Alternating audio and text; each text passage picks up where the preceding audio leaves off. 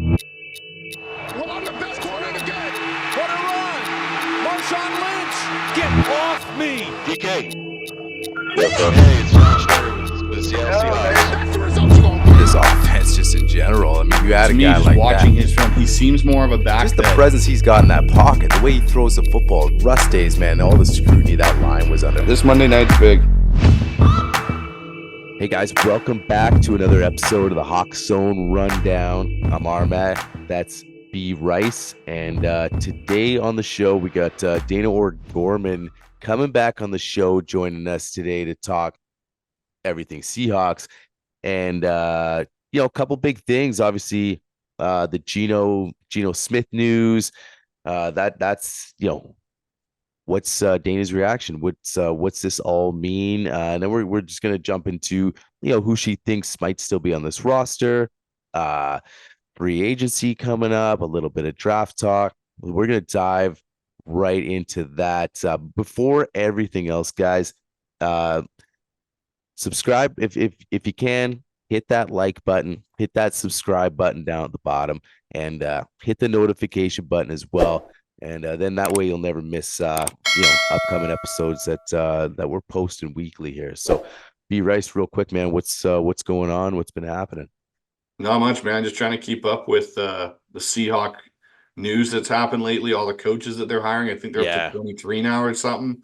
It's crazy. And the Geno news, and doing a lot of mock drafts and getting ready for the combine here and free agency and what that's going to look like, and see where this kind of how this team shapes up in the next month here. Yeah, and things are flying, man. It feels like it's just a whirlwind now. Like you're getting all this news about new coaches, I mean, we haven't been in a situation like this forever. Usually you see, the biggest news might be a new OC, or you're getting everybody coming in brand new. So this is a new thing for Seahawk fans, at least the last 13, 14 years or so, right? With just a whole overhaul. So, and then like you said, you're getting your mock together. You got free agency, you got the draft, the combine, then camp. I feel like this season is going to come up quick. Next thing you know, you and I are talking about, we're talking post game stuff. Well, dude, think about it. Like the combine's here next week, basically. Yeah. Like it's already here. Like boom. Yeah. And because Seattle hired a new coach, like we've got friggin' training camp, or sorry, not training camp, mini camp starts earlier. Like everything's different now. Like this is the most I think I've been involved in Seahawks offseason. Like I've been involved, but like This is the most I've had to like keep going and looking on Twitter. Is there new news? Is there this? Is there like what's going on? Like it's going to be very, very interesting to see how these next few weeks shape up. And I'm kind of excited to just see the direction that it starts to go. Yeah, I agree completely. I think, and that's sort of what we were doing before even Mike McDonald got hired. Start with the Pete firing, and then, when is he going to hire his guy? When is he going to hire his offensive coordinator? So then you sort of started getting that ball rolling, and you started really liking the direction. So right now, I love the direction, and then now we just kind of see what moves are they going to make in free agency. Do they make a big splash? All these things, like you said, man, if you kind of go away for a couple of days, you might have missed a lot of news that you better play catch up on. 100%, man. 100%.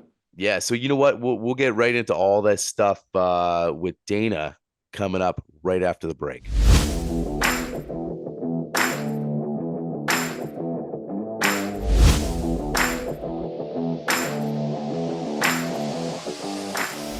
Hey guys, welcome back on the show. Returning on the show is Dayna O'Gorman with us, NFL podcaster, also a member of the Pro Football Writers of America. And Dayna, appreciate you coming on and joining us and talking Hawks tonight. I love it. Thanks for having me back. I had such a good time last time, so I'm thrilled to chat with you guys. We got some stuff and things to talk about. Oh, for sure. I mean, obviously we had you on before all this stuff got going, before the hiring of Mike McDonald. I know we were thrown out. That it was kind of the time when everyone was throwing their top five, candidates, and Bryce and I were mentioning, our guys were, well, let's go offense, and that was kind of the new trend, and then you're all about defense, and you were hoping defense was this thing, and they go out and get Mike McDonald. So that's and we're all excited about it. And Yes. so but you know what? Why don't we're going to jump into the coaches in a little bit, but obviously Okay. the latest news is Geno Smith, and obviously that Feb 15th deadline got all settled down, and then today though the news of Geno and getting that signing bonus, right, turning into Mm-hmm. the roster bonus turning into the signing bonus. So I mean, I don't know if it's an obvious thing, but what's that all mean? And yeah, what's your take on that, the news today? So when they guaranteed his, contract, it happened a couple days ago, I was like, oh, Geno's not going anywhere. Unless they had a trade partner sitting out there chit-chatting with them, right? And so then I was like, well, maybe they did that because they already have maybe this trade in place, although of course they would never tamper early, right? Wink, wink. But maybe they had someone who was chatting with them out there. But then today happened and they changed that to a signing bonus, which splits the cost over 2 years for Seattle. So it's not all in one fell swoop. So half of it for this year, half of it for next year. It gave them some cap space. And so what it did is it basically got them even because Seattle was technically over the cap by about $4 million. And that's exactly what it saved them by doing this. But what's interesting to me, I think my first reaction was the same as my reaction has been, is Geno's going nowhere. Geno is their starter. And I know there's a lot of chit chat out there right now. They're like, it actually makes him easier to trade because then Seattle will eat this over a couple of years. I just don't think it's there. And there's a couple of reasons for that and that we can get into, but it's like, I think that you look at his production versus his cost versus the cost of what it would be to move up to the draft to get a decent enough quarterback to replace him. None of that mathematically or logically adds up to me. Next year, yeah, his cap hit goes up, I think $5 million. I think it goes from 33 million to 38 next year. And so I think that may be a better time for them. But right now, in the situation they're in, it just makes sense to keep the guy who's been producing for you right where he's at and let kind of the chips fall where they may for everything else. Yeah, no, that's kind of how I felt about it too, Dayna. When I saw it today, I kind of went like me and Ryan have kind of been going back and forth on, do you move on from Geno? Why is all this Drew Lock chatter going on? Which is kind of That like is so weird. Yeah. But then when they did this, to me, this signifies now we don't have to press for a quarterback in the draft. We've shown Geno some love with all this chatter going around that we're rededicating ourselves to Geno over the next 2 years. But yeah, I think it also, like, for me, the thing I get out of this is, okay, is this a sign to Leonard Williams? Hey, we're committing to winning now. So, an incentive maybe to get him to come back because he might be on the fence whether or not if they went with a rookie. Well, do I really want to go to Seattle and go through the lumps of having a rookie quarterback again? I also think this leads them to more cuts coming in the next maybe couple of days leading into March, like Will Dissly, sadly Jamal Adams, Quandre Diggs, Brian Monet, like just some names out there, maybe Tyler even. Like, it just, to me, with keeping Geno in this restructure, signals to me there's other moves that are now going to start possibly coming down the pipeline. And I'm okay with it. I'm good with Geno. And it's so funny right now because Seahawks Twitter and Seahawks social media is like, you're either on Team Geno or non-Team Geno, and there's no so in true. between. If you're in between, you're hated by both. And like, for me, I'm okay with them drafting a quarterback because I know that's the next logical thing in the future. Geno's 34 years old. He's only going to get older. But I'm not in the camp of you have to move on from Geno. Like, he's not going to provide anything for you if you keep him. Like, Geno's a very serviceable quarterback. And at the cost that you're doing, you're getting a top 15 quarterbacks playability at, a good cap hit. So I think this is going to be very interesting to see how this kind of shapes up. But I would say I think this leads to there's going to be some more cuts coming recently. Yeah, I would agree with that. The interesting thing and something about what you said is that they're keeping Geno. We have to remember that Geno is more than just a serviceable quarterback when his line is right. Yeah. We have to remember how good he can get. And so maybe that is going to be their focus for one more year, because even when his line is terrible, he's still a decent quarterback. And so then you get the line better. Will he be better? But of course, I don't think they were ever looking more than about 2 years down the road when they signed Geno last year, when they knew it was like a 2 to 3 year contract. He was happy with it. And for the money, look what these ridiculous.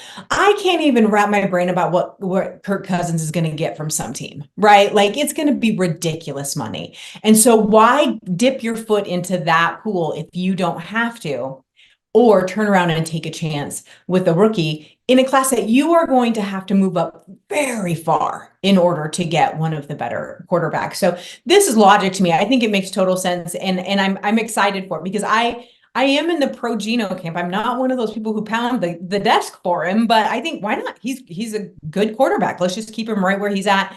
Focus where the real needs are on this team. Yeah, No, no, 100%. that's exactly. We're pro Geno too. Like Bryce and I both. Obviously, no quarterback's perfect, but where he is and where his money is, it just makes sense. Especially with this new regime, do you want to start out with just throwing a young guy in the wolves with Mike McDonald, this entirely new staff? You want a veteran. We also talked to a few guys, and this our own thoughts were, a lot of similarities with it, like say a Jared Goff, but someone like Goff, just a solid line, that interior line. So you kind of think, like you just mentioned, if Geno has something like that, just kind of shore up that line. And like you said, this might be the time, this draft, where they pick away at the draft a little bit and just try to really focus on that and see what he can do. Right? Obviously, we'll get into the other things. I mean, you got a brand new offensive coordinator that a lot of people are excited about. So, but he needs that protection, right? So you mentioned the contracts are just getting crazy. Kirk Cousins is coming off a huge injury, still going to get paid. What's Dak? What's the market on Dak? And you look at most of these guys that have gotten paid. Bryce, we've talked a lot about how even the state of quarterback play in the last so many years, it's like, you really only have a few premium guys that you would be like, hey, I am comfortable paying like Pat Mahomes money. Maybe throw a few other guys in there. After that, it's like, what are you paying for? Because you just feel like you need to do it. Like if Dak walked out the door, then what? It's like you're almost like, you throw your hands up, so you're forced to throw the money. So we're almost in a nice position now with like you said, you keep Geno around.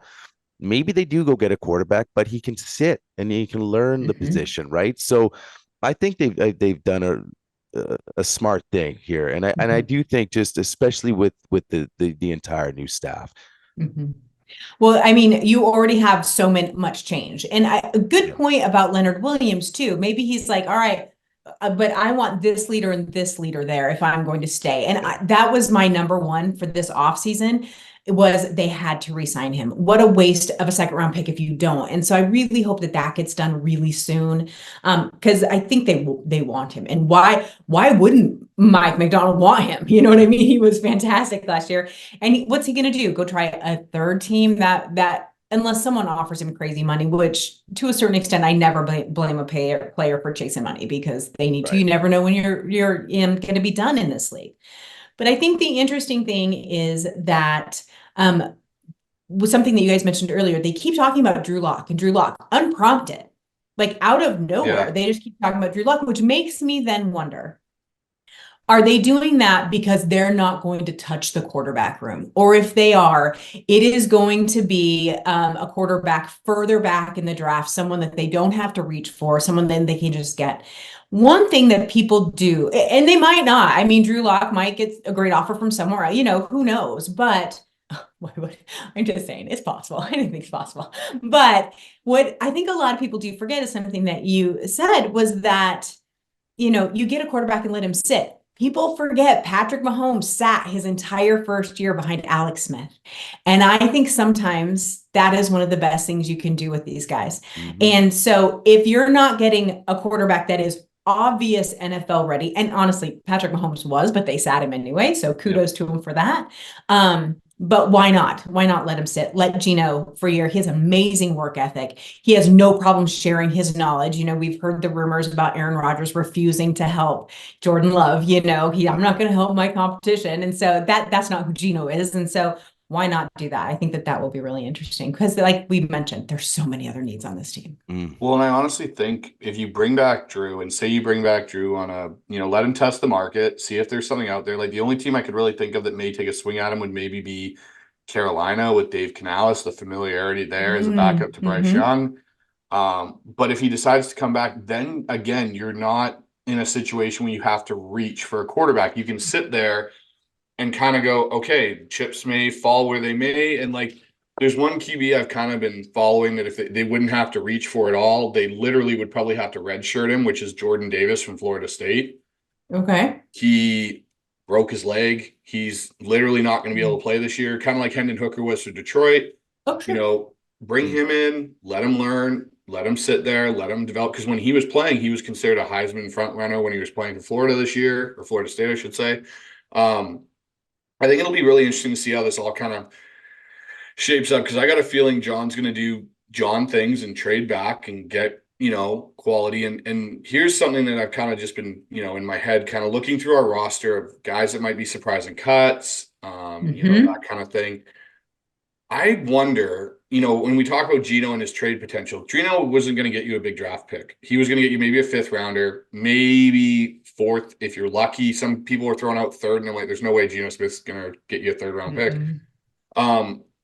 I could see, and I know this is going to shock people, and I may get slander for it, but I could see John possibly moving on from Reek and Mike McDonald. I don't know if he fits Mike's system of what he likes to do. He's not an aggressive corner. Like you look at what Mike's had in Michigan, in Baltimore, not so much cover guys as they are aggressive tacklers, kind of, Witherspoon types. And we do have the luxury in Seattle. We have a very deep cornerback room, probably one of the deepest in the league, with Mike Jack, Trey Brown, Witherspoon, some of these guys that we've got. I could see, and Woolen might get you something more than what Geno is if they were to decide they needed to move a player to get some draft capital. I could maybe see Woolen being that guy. Because other than that, I don't see anyone on this roster where I go, yeah, we're going to move him and we're going to get something that's like a 2nd or 3rd round pick equivalent, other than Tariq. And he's even coming off a bad year this last year with his tackling issues. Excuse me. No, yeah. I've seen that. I honestly don't think that will happen just because of how good he was his first season. I think last season he took a step back, but the whole defense did. So that makes you then question coaching. So then is Mike McDonald going to want to see what he can get out of him, what he wants? And we can't forget AD either, our new and defensive coordinator, although everyone just keeps like, oh, he's just a figurehead. But, he's got some ideas. He's got some stuff in there. And I really enjoyed him. And plus he's a West Ham fan, which made me very happy. And so I was just like, this guy might have some ideas in there too. And you have the youth and the ease of that contract. So unless someone came in with a really good, and I think it would have to be a really good offer, anything is possible. God knows we have seen that. But I think it would have to be a really good, tasty offer in order for them to bite on that, at least this year for sure. But at the same time, you never know. We look at this roster and you have a lot of youth, you have a lot of talent.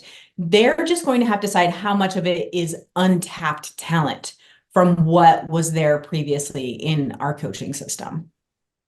Yeah, that's a good point, actually. And we've discussed before that maybe a couple of players that you might have gave up on a little sooner. Now they're like, well, let's wait and see. Like Mike McDonald, Raven system, young, innovative head coach, this whole new staff, even guys like Draymond Jones, like didn't get a lot out of him last year.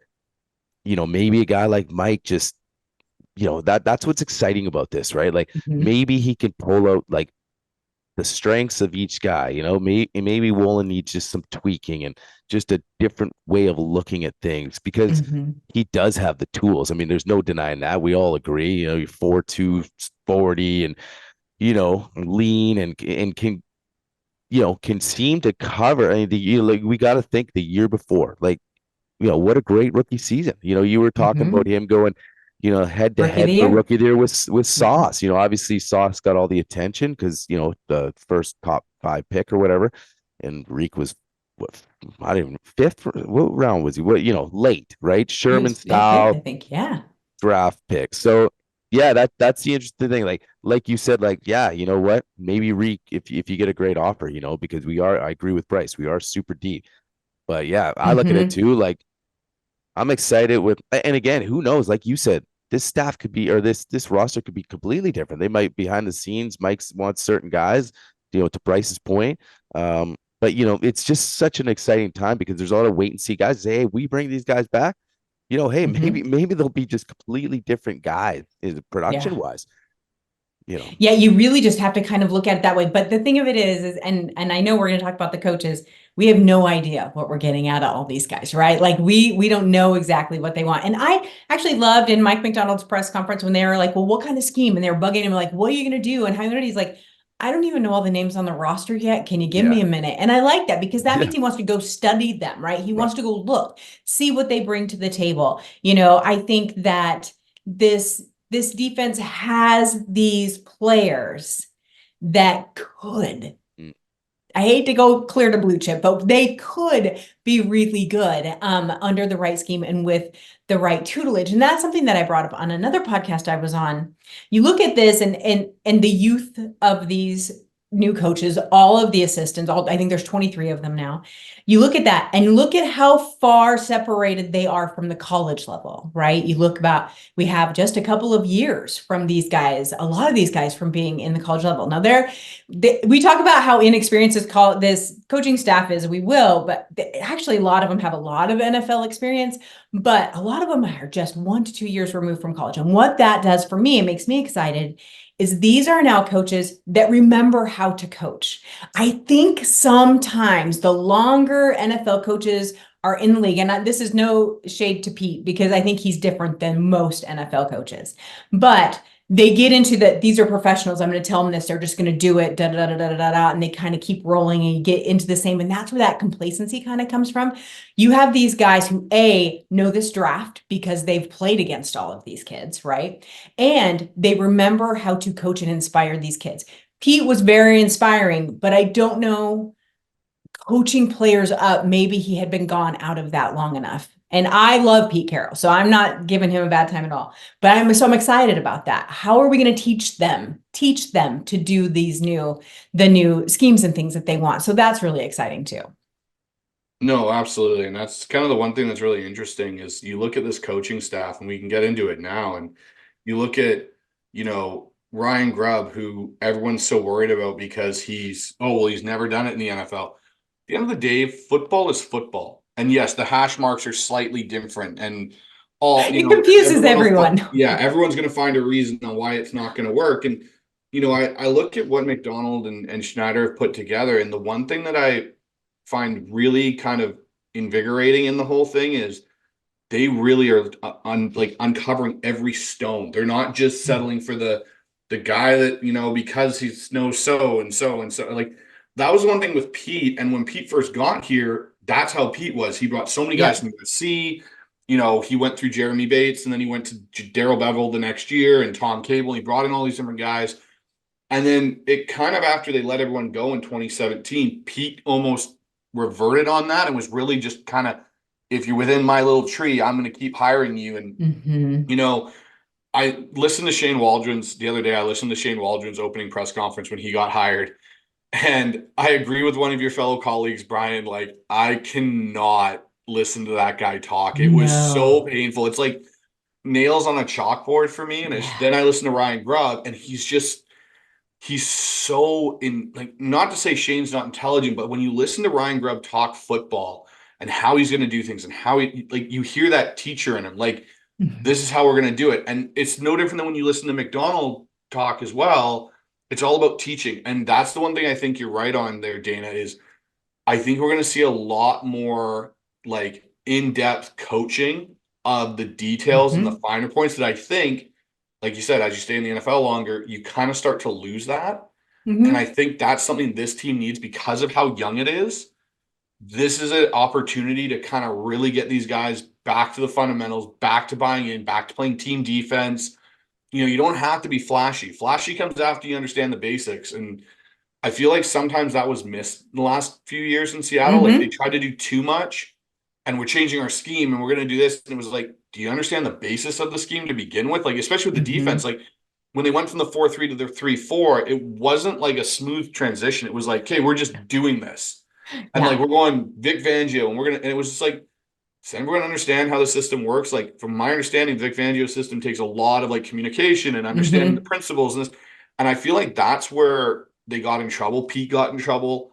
And I love Pete. And we've been called by certain people on our show that we are Pete haters, but we love Pete. But it was just there's a life expectancy on that type of situation, and it kind of run its course. I would agree with that. But I think I was still shocked when they let him go. I thought he'd have one more year. I really thought it'd be one more year. I thought it'd be next year. But, it isn't. And so now we get to start this now. And when I look at this coaching staff, at first, and I'm sure you guys have heard, I've said this on a couple of different shows. I really am like, poor Leslie Frazier. He's a kindergarten teacher who comes in and he's got a bunch of kindergartners that he's got to corral, right? Like it was kind of funny. But at the same time, so then I started looking into these coaching after I said that. And I'm like, what do we really have here, right? Yes, Mike Macdonald, 2 years, 2 years removed from college, was with the Ravens, was fantastic. So he's pretty green. Grubb, yes, never been in in NFL before, but he's been around a minute, right? He's not new to the game. AD, pretty young, so your main guys are pretty young, but when you start to get into those assistants, there is a wealth of knowledge there. We have, Paul Malu alone. He was back That was huge. At USC with Pete. I think that was a huge part of that. And I wonder a little bit if Pete had something to do with that. I think about that a little bit. And of course, he's Troy's uncle and, we have all of that stuff, but I just think it's very cool that he's been in the league forever. And then, so I was looking up some of the rest of them, our quarterback coach, London, he's been with the Titans. He was with Atlanta. Funny thing, he was a running back coach for the Texans. And who was the other team? I wrote it down, the Bears.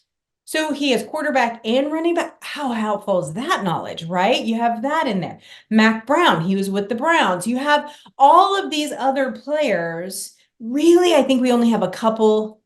Prince is one of them. I wrote it down. Is it Patriots? They're the only ones that came straight from college. They really came straight from college.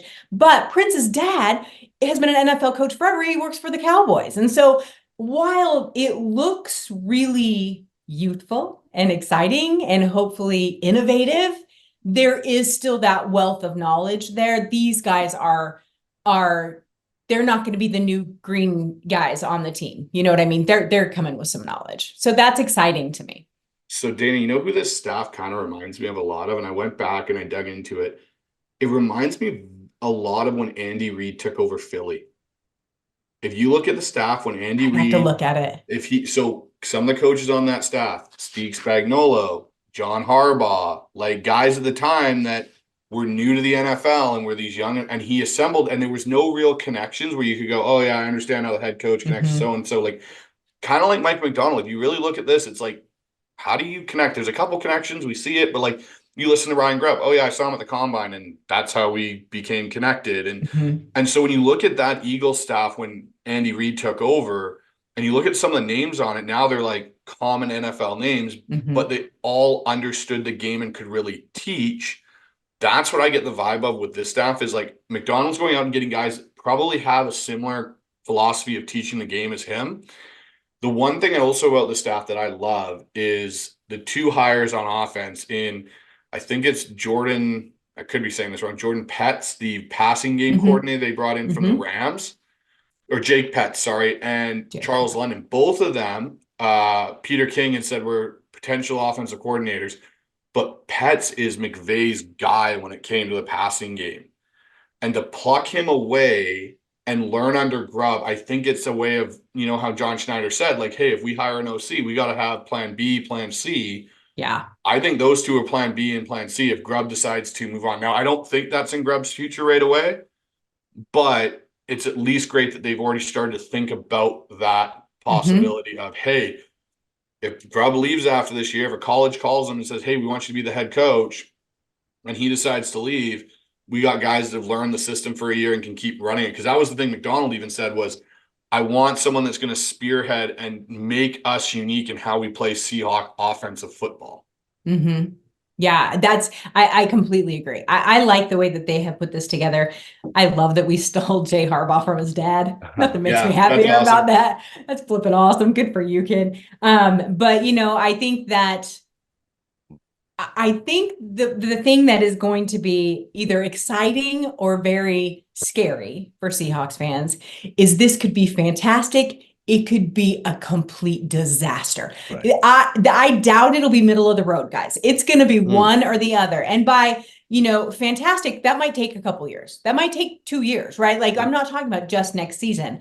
I'm talking about over time. This could just gel and be amazing, or it could completely fall apart. But isn't that kind of the fun of it? You get a little, aren't we all sick of the Chiefs? God love them. But aren't we sick of them? Because it's the same all the time. Yeah. At least you have, something that's a little different. So yeah, I think it'll be a lot of fun just to see what the hell happens, right? What's going to happen? Well, yeah, I mean, we've talked about it. Like we were like, what's going to make a successful season in your mind? Because like, some people, I mean, some Seahawk fans might think, hey, we assembled this new staff. We got this guy, Mike McDonald, who, man, this team should have been in the Super Bowl, a Super Bowl defense.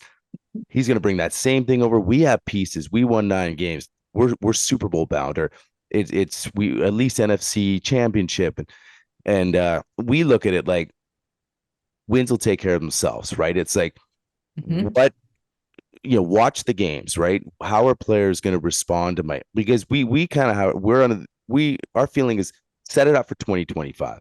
And like you said, if this team just takes off, buys in, has a good draft, the roster's a little different, and all of a sudden we win 11, 12 games, or we take a step back. But how is the play on the field? My favorite player on the defense, like a lot of people last year, was Witherspoon. And it was because of how he played. It wasn't, maybe some of the plays he made, which were great, but it was just, he just wanted to hit you. He was aggressive. Everything about it. We all know all the good things, but let's get everybody doing that and having that mindset. Can Mike bring that over and this staff over? Yeah. Like you said, and I think that'll kind of give you more of an idea of like, okay, how is this thing might actually work out? You know what I mean? Because it's we also said like there's not a lot of teams that were looking for a new coach that won 9 games. That's not as common, right? So like you said, you maybe thought Pete was going to stick around, but so you do have the pieces there, and now you're assembling the staff. Like you said, there's a lot of question marks, but there's a lot of excitement. So yeah, I'm with it. And it's like, the Ryan Grubb hiring, we were all about. Just everybody, like Leslie Frazier. You look on paper, it just looks like they've started off on the right foot at least. Let's get on the field and see. But on paper, people are like, hey, when are they going to hire an OC? This whole process. John hasn't panicked. He waited Mike out. Mike was his guy. Let's wait till you finish. I'm not going to hire a guy because you're off there winning. And then it's like, where's our OC? Well, I think Ryan Grubb's my guy. I'm a wait. So far the process to me has been fantastic. Yeah, I would have been much more worried had they hired someone within a week, after they got rid of Pete or after one round of that would have been like, oh God, they jumped. They were afraid they were going to miss someone they jumped. And who would they have jumped at that point? You know what I mean? And I wasn't someone who was anti Dan Quinn. I would have been okay with Dan Quinn. I actually like the way he coaches football. But that just wasn't their mindset. And that's okay because like you guys said, they didn't leave a stone unturned. They looked and they talked to these people. And it's obvious that they had a philosophy. They needed someone they interviewed to fulfill that spot. Because we've said a million times, they didn't know each other. There was no obvious link. It's not like, it's like, well, if I'm coming, I'm bringing Joe, Jim and Tommy over there with me. It wasn't like that. And so I think that that's really exciting. And one thing we have to keep in mind too, when I talk about, it might take a couple of years, and you alluded to this, is that it's going to depend on who they keep out of this team. They try to implement it. Okay, well, you just didn't quite fit and you just didn't quite fit.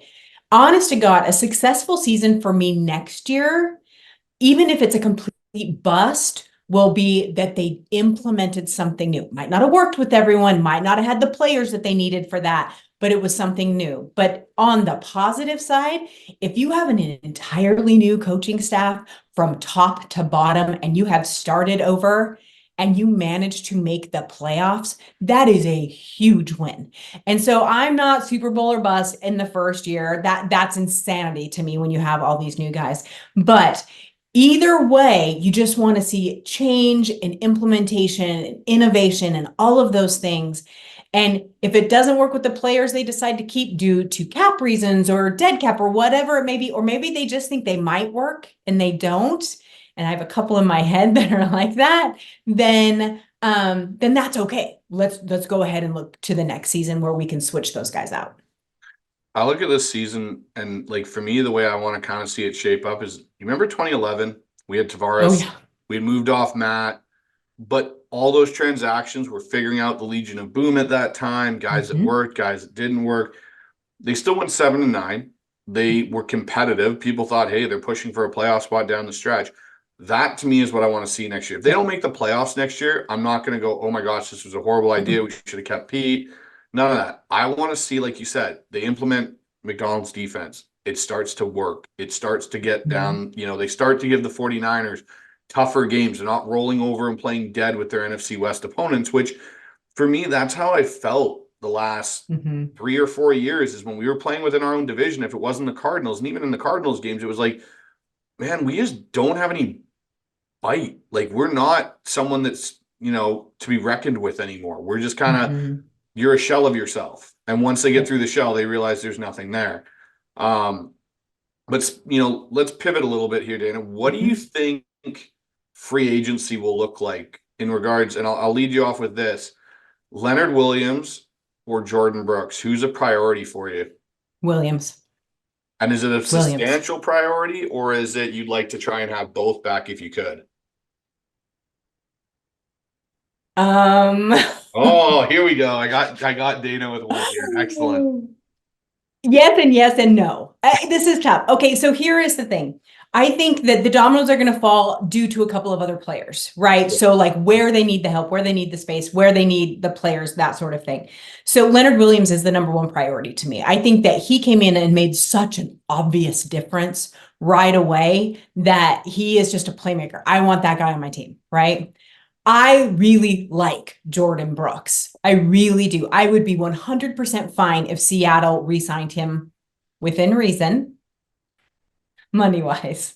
Let's just be honest, right? But with Queen sitting out there, that's going to be more money.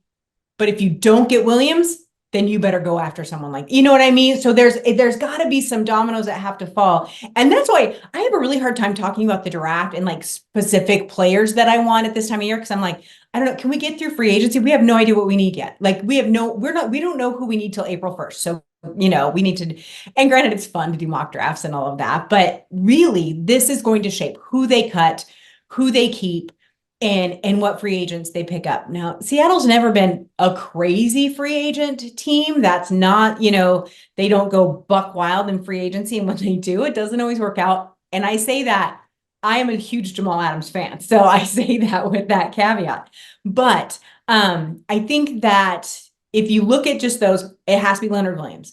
If it's not, then let's maybe not also keep Brooks and go for someone bigger, that sort of thing. But if you can keep both Leonard Williams and Brooks at that lower price, I would be thrilled with that too. Well, so PFF, you know how they love to do their contract projections and stuff. They've got Patrick Queen at 4 years, $72 million, and Jordan Brooks at 3 years, $36 million. Oh, then you keep Brooks. You keep Brooks. And the thing that I'm interested in with that, like I'm in the same camp as you. You have to keep Leonard Williams, or this is Sheldon Richardson all over again, and it's going to just I could see a way John could spin it, which would be Pete really wanted him and kind of throw Pete under the bus, which wouldn't be John's thing to do, but that's the only way I could see you possibly selling this to the fan base. Like, hey, Pete really wanted this guy. It was Pete's last ride. We went out and got him. It didn't work. He doesn't fit what Mike wants to do.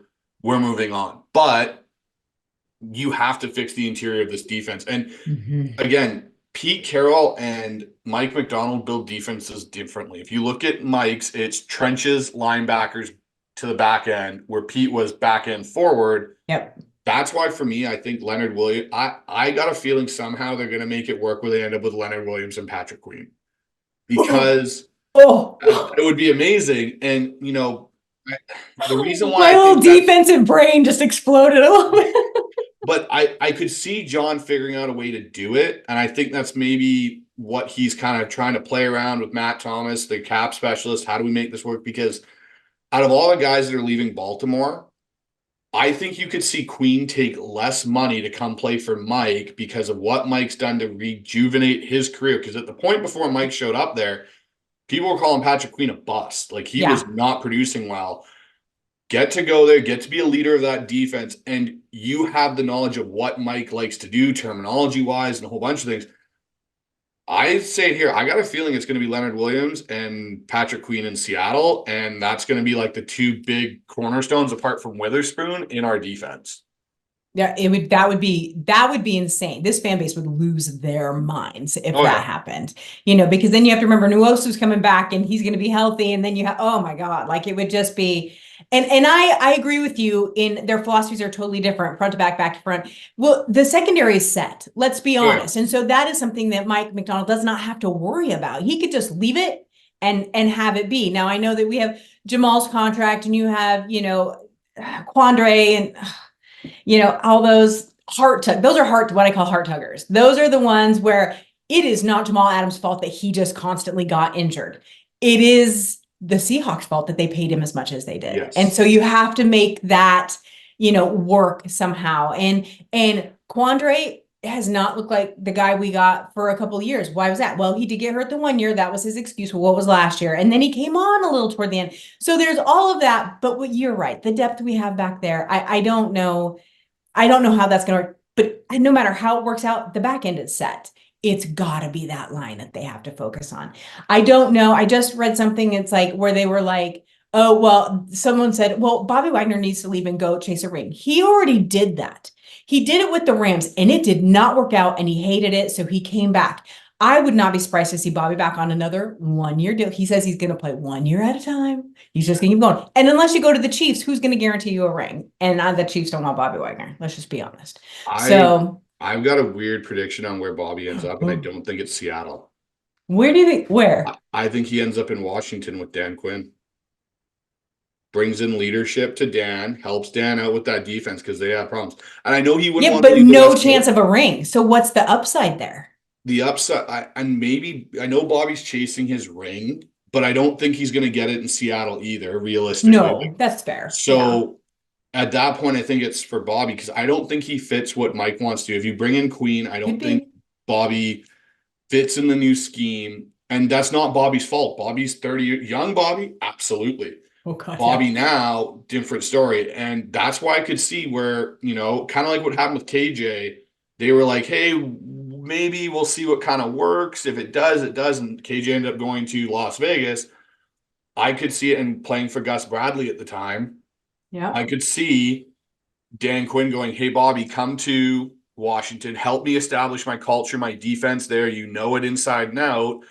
Bobby gets to go somewhere with a familiar face that knows him, and he gets to still play starter time rather than going and, like you said, possibly chasing a ring somewhere, being a backup. That's not Bobby Wagner. No, I think actually I kind of disagree with that. And the only reason why I disagree with the only thing is that he wants to be a starter. I don't know that was ever the plan last year for Bobby Wagner. I agree. That he was going to be a rotational player, and that's what he was looking forward toward the end. And because of how bad the defense was and the injuries, he played almost every 96% of the snaps or some ridiculous number. I don't think that was his plan ever either. So depending on how he sits with that now, I agree. He could go in and be like, yeah, I'll come in. If I'm only, a rotational player, I might go in. And he does know Dan, and that would be a definite comfort position for him to be in. This crazy stuff. We just have no idea, right? Because we don't know what these coaches want. We don't know what it looks like. But yeah, so it's good. The defense is going to be really interesting. On the offensive side of the ball too, we have to decide, is Tyler playing one more year? From right now, it looks like he is, but maybe not. You never know. And then you have is Abe Lucas actually going to be able to continue to play? What's the deal with this line? Evan Brown, what are we doing there? And so there's a lot of question marks, which is again why I said it's hard to talk about the draft. It really we don't even know. I don't think we're even going to get. Is. The only thing I'll say about the draft is, I think I have a prediction that Seattle's going to end up with Michael Penix. God, I hope not.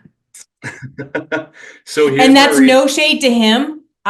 Unless he happens to fall to them. That's where I think that's going to happen. They have too many of their needs. I think what'll happen is they will get Penix maybe in the late second or early third, because I think his injury history is going to hurt him.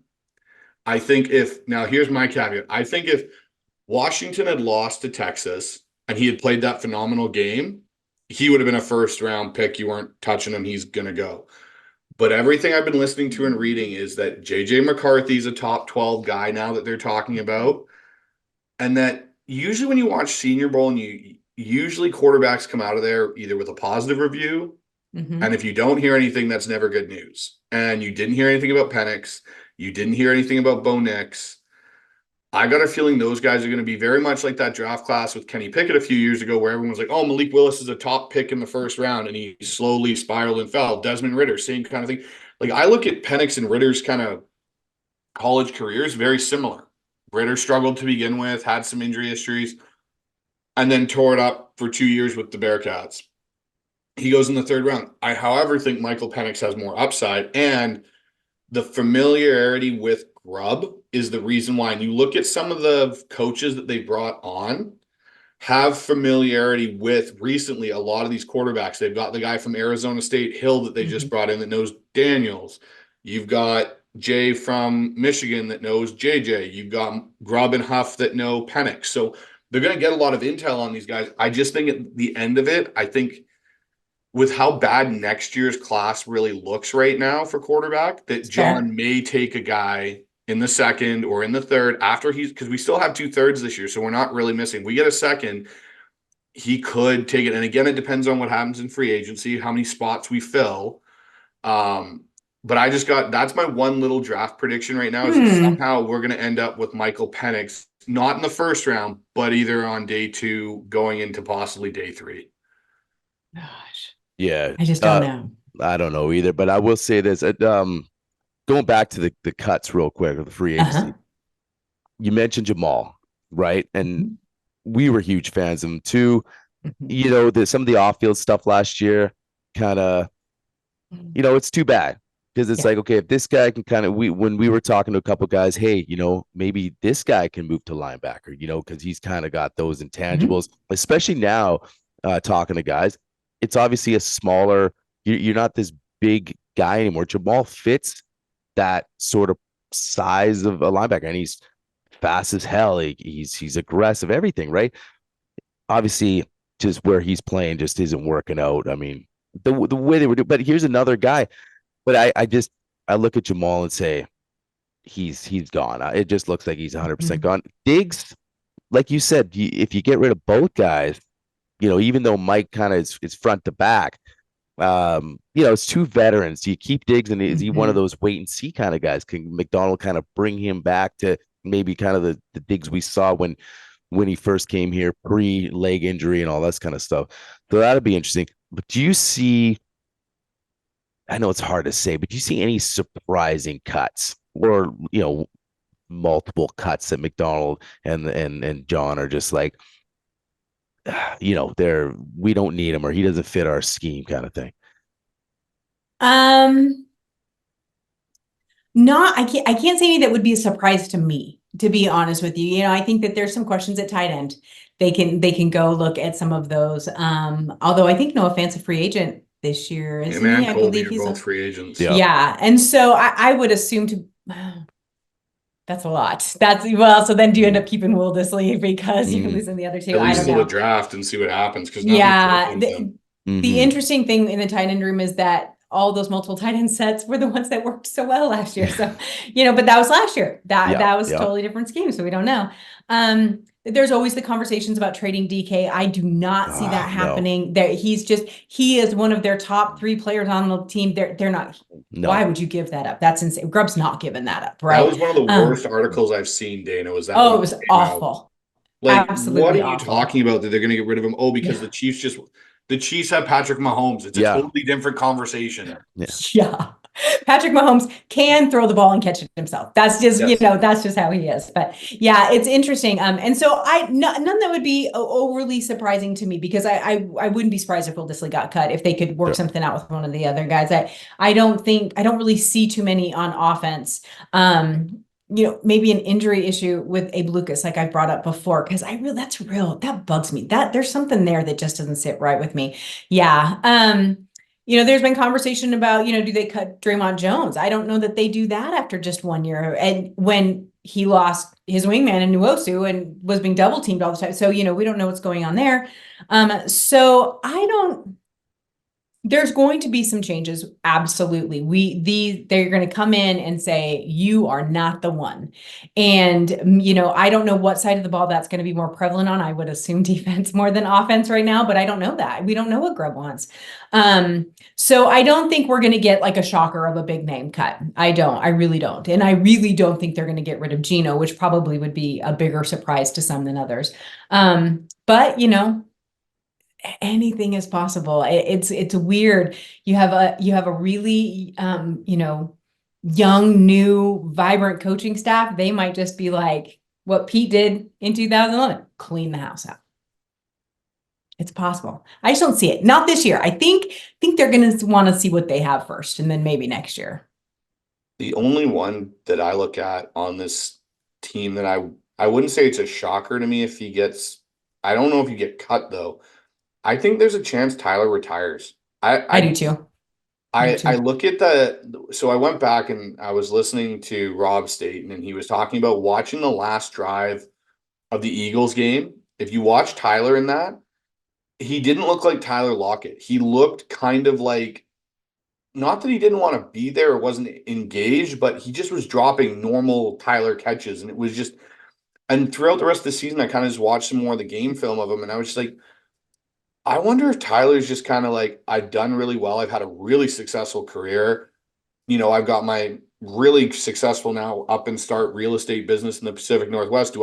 I'm beloved. Do I just walk away now? Kind of like what Doug did a few years back when Doug walked away. It was just, okay, cool. We walk away. And there's so many good receivers in this year's draft in the later rounds that you could get to replace them. And JSN kind of took the second receiver role after that second part of the year. And I think Grubb's going to have different ways of using them. And he mentioned Bobo too in his presser, which was kind of interesting. They just name dropped Jake Bobo. And I was like, oh, okay. Like, you're going to drop the guy that everyone loved that disappeared halfway through the season. Yes. But yeah, no, I think Tyler, I just get this feeling Tyler's going to it's going to come out of nowhere on a random Tuesday or something that Tyler Lockett's decided he's hanging it up, and they're going to put out some tribute video, and that'll be that.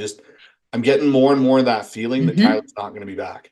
Yep, I do too. And if it's not this year, definitely I think next year. He just got married. They plan on having a large family, from what apparently an interview with his new wife. And he does have a successful business. And he's not a guy that's in it for the glory. No. Do you know, there's those guys, Jason Peters, play till you're dead because they're in it for the glory, right? That is not who I think Tyler Lockett truly believes in a higher purpose in his life. And so I think I could see him being like, you know what, I'm good. Made plenty of money and I'm doing just fine now. And now I have this family I think I want to focus on. That wouldn't surprise me at all. But bringing up JSN, that is one. I'm not an offensive girl, but I cannot wait for Ryan Grubb to get his hands on him. I want to see what he can do. I think that'll be just so much fun to watch. And so that'll be really exciting. But you're right. If you're going to do it, this is the year to do it, because that wide receiver group it's awful pretty. Yeah. No, I mean, we're huge DK advocates. Like, I talk about him almost every show.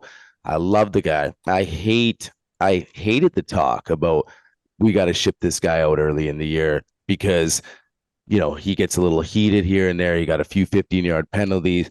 I get all that. You clean that up.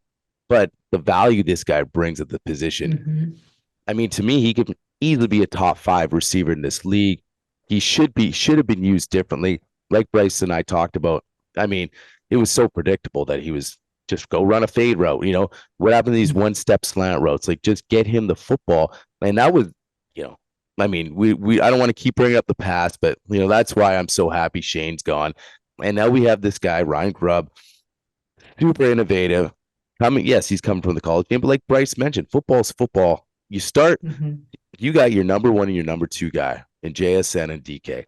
And we're, like you said, excited to see what he can do.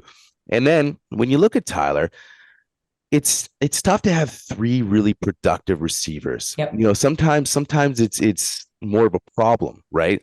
Than having, two go-to guys, your 1-2 punch, and then find that third guy. Maybe it is Bobo. Why not? You got the tight ends. You got a Kobe Parkinson that has a lot of upside if they keep him, right? And so you just got so many pieces on that spot. And we love Tyler, but like you said, I agree with what both you guys said with him. Like, he's had a great career.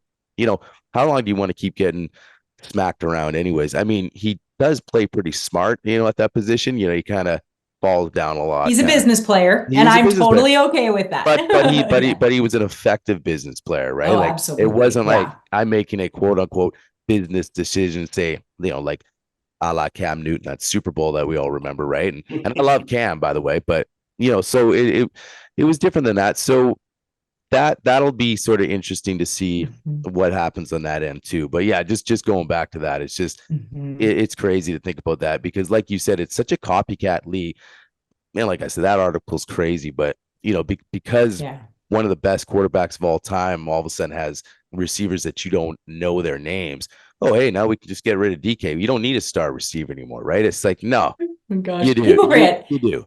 People forget how bad Kansas City was. I live in Kansas City. Keep that in mind. I live in Kansas City. And people forget, these fans were done. We're not going to the Super Bowl. We have no one to catch the ball. I mean, they were in full meltdown mode. And they weren't wrong. If Patrick Mahomes wasn't Patrick Mahomes, let's say they had stepped down a couple levels in a quarterback, they would have been done. Like, it was, they just happened to have. And then Travis Kelce decided to play in the playoffs when he hadn't really played all season long. Yeah. And so it worked, but barely. They didn't have Patrick Mahomes. It would have never worked. So yeah, it's a ridiculous comparison. And so I think that's, and the thing that makes me mad is people get so mad at DK because he, mouths off and gets into arguments.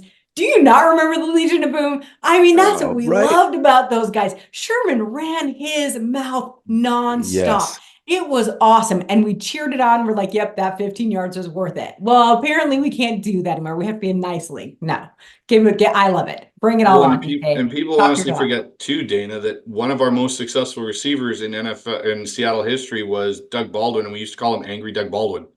He used to lose his mind on the sideline. Like, he went off on reporters. But again, we seem to it's just I don't know. I'm just kind of over. Everybody's got to be a nice guy now, and exactly. That's just, I don't DK, care. Like, DK needs to stay. DK's who you're going to build around with JSN. Let Ryan Grubb have his fun with it. But I got another, one last question for you here. You bet. Do you get the sense, based on these recent hiring cycle of the NFL coaches this year, that defensive-minded head coaches may be making a return, and the pendulum may be kind of swinging back to the defensive side like it was in the early 2010s there with the LOB and the 49ers defense? And just because this year was such a down year for quarterback play, like, you look at the Chiefs' explosive offense wasn't there. Offenses in general were nowhere near as what they've been. Do you think defenses have finally caught up in that pendulum starting to swing back to the defensive side like it does every so often? It's funny you say that. I did a podcast with Dan Veens yesterday, and with him, and we talked about the exact same thing. The NFL is cyclical, people, and we have to remember that. And you have the golden era of the pocket passers, where you had Peyton Manning and Eli Manning, and you had everyone who, Tom Brady, who never left the pocket, and then all of a sudden they had running quarterbacks, and they were this, that, and the other. And then the defense wins championship, and they're coming in and they're killing everyone with the Ravens, in those early, and all of those great defenses. And then, now we're going to swing back and we're going to have these great offenses, these beautiful passes, and da, da, da, da. It's very cyclical. And you stated the exact reason why, because people catch up.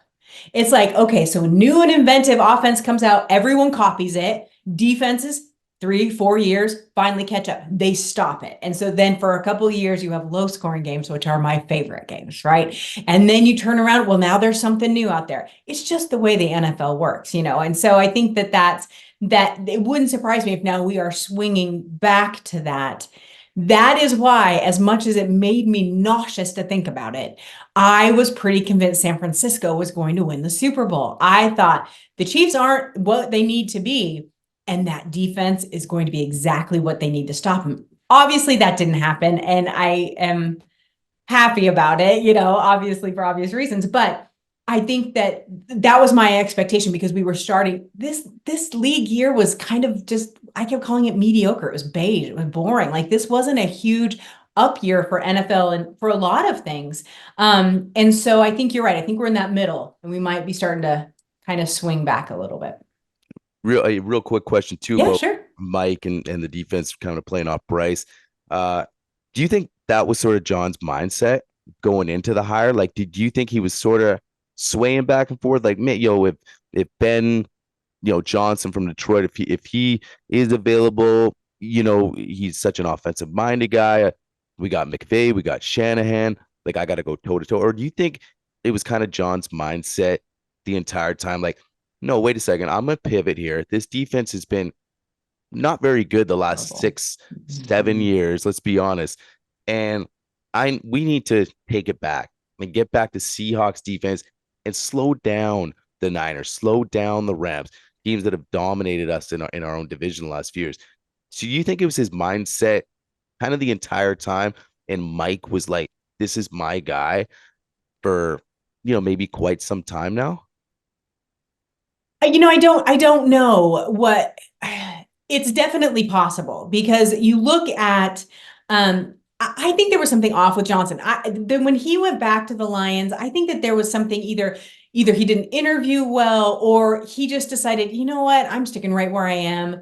Maybe the GMs looked at his head coach and they're like, he's super dynamic. Maybe some of that is feeding off of him. So there was just something kind of odd about Johnson for me. But I think that when you look at this league as a whole, you have these, like you guys said at the beginning of the show, this couple of certain, just kind of a small number of these really elite quarterbacks and a whole bunch of just kind of normal quarterbacks. So what do you do then at that point? You bring in a crazy good defense.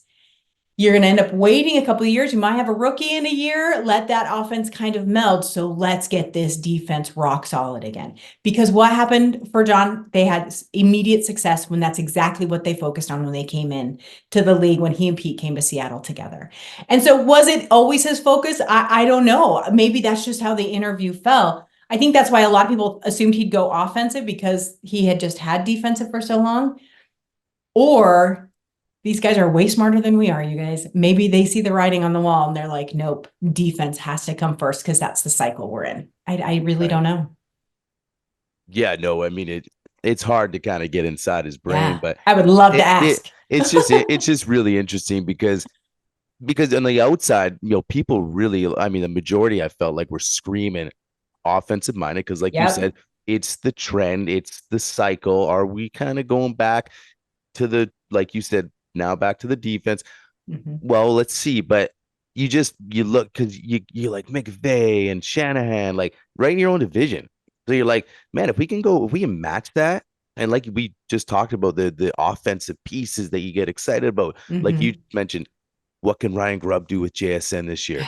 Let's get super excited, because we're pumped on JSN. And they're like, TK, JSN, what Ryan Grubb's done it down in Washington, man. He's got these guys plus the backs, and Geno's a solid guy. Not even Ryan Grubb, but let's get really offensive minded. So you're just thinking, this makes sense. Like, the offense is ready in a way. Like, even the year before, we thought, hey, this offense is ready to explode. And it just really didn't. So you're like, well, same guys are there, so let's just be solid defensively, better than 30th in the run and whatever. But then when Mike did get hired, you took a step back and go, wait a second, you know what? I kind of like this. Like, let's get back and let's get more guys like Devin's attitude, maybe not skill, and just get this defense back on track. Because we talked about how they tried so much last year of improving that run D. And I kind of grade it like almost worse than the year before, just because Yeah. they tried to fix it. They tried so hard to fix it. They cleaned house up there, brought in Draymond, brought in these guys, and it was the same statistically on the run. But so I'm like, well, it's almost worse because you tried so hard. What do you do if you roll it back? You not what's going to change? So now you bring in this guy with these ideas in the Ravens system, and you're like, okay, if we can slowly start getting this back on track with a pretty good offense, you hired a guy in Grubb, like you said, it could go this way or this way. Who knows? But Sure, we don't know yet. Yeah. but the fact that you're like your aim is to just slow these guys down and hit them in the mouth and bring in that Raven sort of mindset with Mike and just seems like a smart guy. So yeah, as far as Yeah. John concerned, who knows? But I mean, I definitely like the way he has been thinking here the last how many months. I don't know when it started, but so Yeah. And he said in his press conference, I think it was, I don't know which one. And I said, he's a terrible public speaker. He's not so good at those. But he did say, to Bryce's point, that he really wanted to get back to Seattle philosophy football. What is Seattle philosophy football? What has it been for the last 15 years? They're going to kick your butt in the trenches. That is what that is how they're built.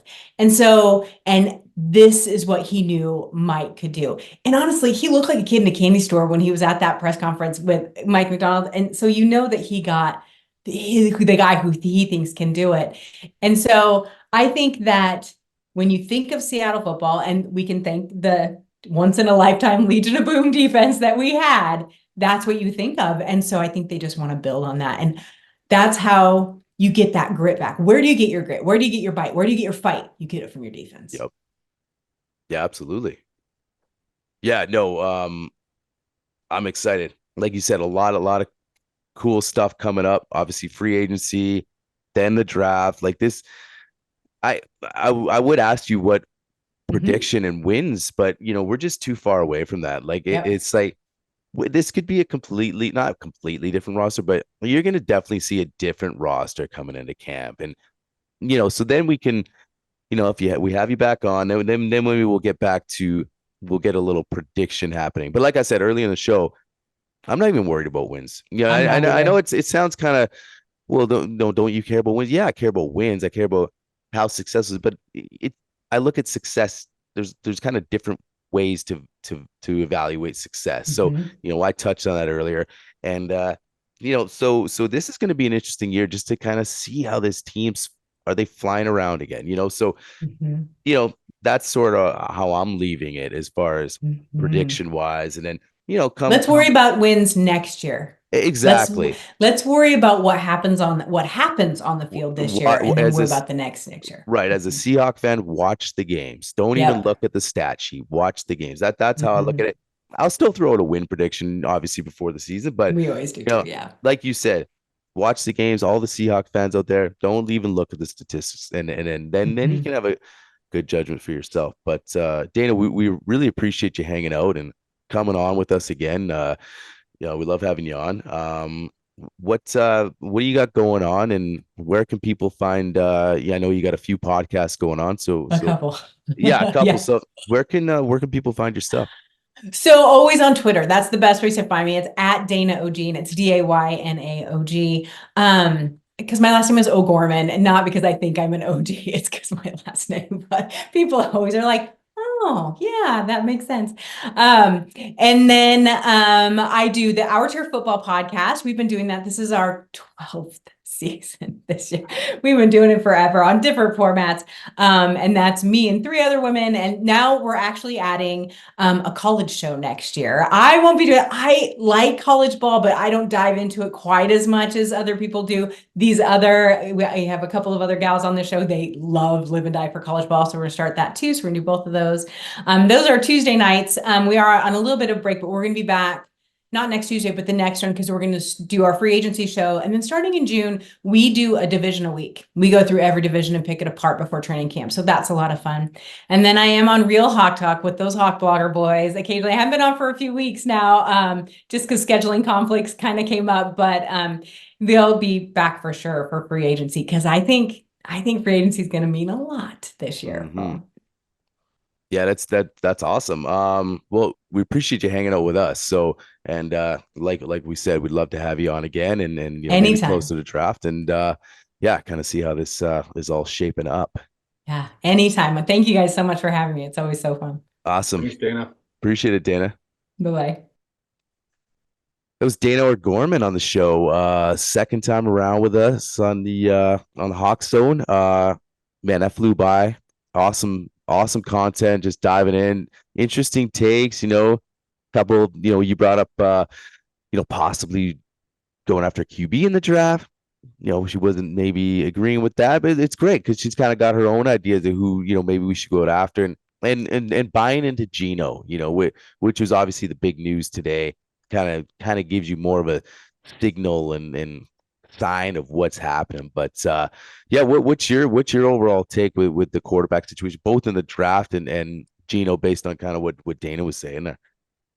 You know what's funny? During our shows and stuff, I'd like to have up Twitter, and I follow Brady Henderson and a whole bunch of things. And one thing Brady kind of came out just recently and posted, and he's been really dialed into what's going on with this whole situation. He's extremely well connected. He goes, I don't know that this necessarily signals the Seahawks are committing to Smith for 2024, but it would make a trade much more punitive cap-wise. The dead money would jump from 17 to 27. For context, Russell Wilson's $26 million in dead money was second most ever after his trade. And so he then goes on to say, on the flip side, it does in theory increase Smith's trade value, as another team would owe him only 12 or 13 million for 2024. They'd also inherit the non-guaranteed 25 plus potential escalator set to make in 25. An above average starting quarterback makes 12 points, kind of a bargain.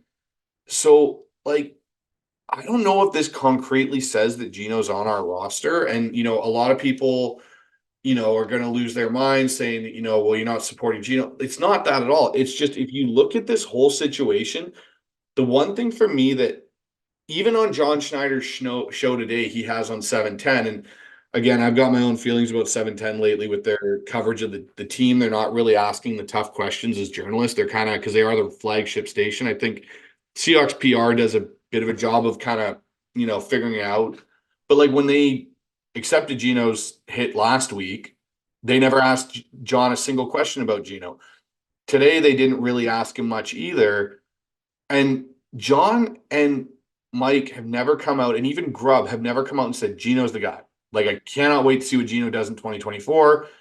But they keep bringing up Locke without being prompted to bring up Drew Lock. And he's theoretically a free agent in a couple of weeks here. So I don't know what it is, man. It's weird. That's the best way I can put it. It's a weird situation. I think it's a very fluid situation. I think if someone like Pittsburgh were to come along and say, hey, we'll give you a 4th round pick for Geno Smith, I think Seattle takes it. And they take the dead cap hit money. Yeah, I mean, it is interesting. There's just so many unknowns right now. But like you said, yeah, 4th round pick, you accumulate picks, you can get Drew. You would get Drew for cheap. As far as the quarterback market is concerned, if you think this guy can be our starter for the short time, and then obviously there's always, you're thinking 3 step, you're thinking 3 moves ahead, almost like chess, right? They're not sitting there, okay, well, we'll sign Drew, and then, oh yeah, well, maybe we'll draft a quarterback. No, it all kind of works right together. So if they're thinking, you know what, we sort of have an idea of a couple guys we like in this draft, and you know what, the Geno contract, if we can get a pick, and then we sign Drew, he can start for us. He showed us some promise in game against Philly, whatever. So they could totally go that direction, man. I completely agree with you. The thing for me, I look at this and I go, trading Geno, and this is where free agency and the draft, and I think a big factor in this whole thing that people aren't talking about is what happens with Justin Fields. Right. Because I think once his domino falls, then you'll see if he ends up going to Atlanta, I think Pittsburgh becomes a little bit more aggressive in getting a veteran quarterback. And also Kirk Cousins, what goes on with him? Does he go back to Minnesota? Right. I think those 2 dominoes need to fall for the Geno thing to finally become unmurky, because I think Seattle, what they're doing, they're hedging against those two moves, and they're hedging against the draft in the case something doesn't fall to them in the draft this year. Like maybe someone jumps up, because like Penix is going to throw at the combine. Penix could light up the combine, and all of a sudden he's a first round pick all over again. So, I think it's going to be very, very interesting to see what happens with free agency. And that's the first domino that's going to fall. And Justin Fields, does he get traded? Where does he get traded to? I shouldn't say does. I said it should be, where does he get traded to? Then where does Kirk Cousins sign? And then we'll kind of go off from there. Again, I would be fine with Geno coming back next year as our starting quarterback. I have no qualms about that. But I want to see a plan of succession instead of going, okay, cool, we're going to keep relying on Geno, because Geno, as much as people love him, he is not the future quarterback of the Seattle Seahawks. And I do not think Geno Smith is the quarterback that will bring Seattle another Super Bowl, because it's just not in, like, you would have to have a phenomenal team. And you look at the Niners this year. Right. Brock Purdy had a phenomenal team around him, but you couldn't beat a guy on the other side that, to be honest, let's be honest, the offense for Kansas City was less talented in a lot of ways than the Niners, but they have that guy on the other sideline. And it's no different like when Dayna was talking about the Peyton Mannings and Tom Brady's. Like Tom Brady's first 3 Super Bowls, he had a horrible receiving core, but he was the guy, and he could make throws and make things happen. And that's where, unless you can, like, if you get Michael Penix and you sit him for a year, or you get Michael Penix and then you trade Geno and Drew's your mentoree, you got to make sure that you're getting a guy that you think is going to give you something that Geno can't give you in the next 2 years. That's the end all be all of it. But another kind of interesting caveat to this before we finish off the show today is, so they had Schneider on, and they were asking about the combine, because the combine's coming up. And usually when you go to the combine, GM, coaches go there because it's kind of when the tampering period starts. All the agents are there and stuff. But apparently Mike McDonald and the Seahawks coaching staff will not be at the combine this year. Reason for it is because, and it says right here, Schneider says the guys he's looking at are most guys he doesn't have a good feel for. And he goes on to say basically that they're not taking the coaching staff because they need to build the staff, like build and install and get to know each other and everything, because they're so far behind the 8 ball from when they hired Mike. And that's the other thing, because they have a new coach this year, mini camp starts sooner for Seattle. It starts April 8th rather than 2 weeks later into the middle of April. Right. So they got to get everything ready for install and get to know each other and get the schemes and everything. So this really truly will be a John Schneider draft. Right. Which will be interesting to see, because yes, Mike will have a say and the staff will have a say, but without being at the combine, they're just going to be going off film and pro days that they may be at. This truly is going to be John's first true draft by himself with his guys, like his scouting department. Yeah, and that's something we kind of want to see. We've been waiting for that. So it's going to be crazy interesting over the next couple of months. Like, anyways, you got the combine, the free agency, the draft, and it's just going to be a lot of things to talk about. Like, we got to get through free agency first. Oh man, it's crazy. So, but like you said, just going back to this news today, just with the, you think when you sit there, okay, we figured it out. Like we're committed. We're committed to Geno. Well, wait a second. Maybe it doesn't mean that. So it's almost like you think you got some clarity, but maybe it just got a little more complicated.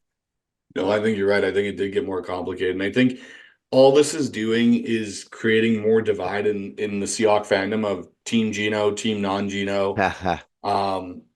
And you and me are stuck in the middle. We can go either way. It's not that we're team against Geno or team for Geno. We're just fans of the Seahawks. We want to see them do whatever they think is best in the eyes of the organization. You're trusting in John. I'm trusting in John. And so far, John currently hasn't led us astray yet. So, if John thinks, hey, you know what? And that's the thing about John that I'll say, I think over some of the GMs in the league, John is better. John has so many good connections and has such a good pulse and finger on the pulse of this league and what's going to and not happen. Yeah. I truly think he honestly has an idea of how this draft may fall.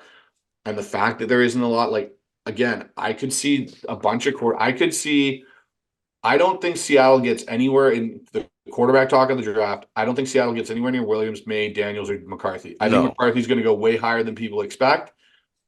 I think Nix, Penix, Rattler, Milton, and I think it's Travis Jordan or Jordan Travis from Florida State.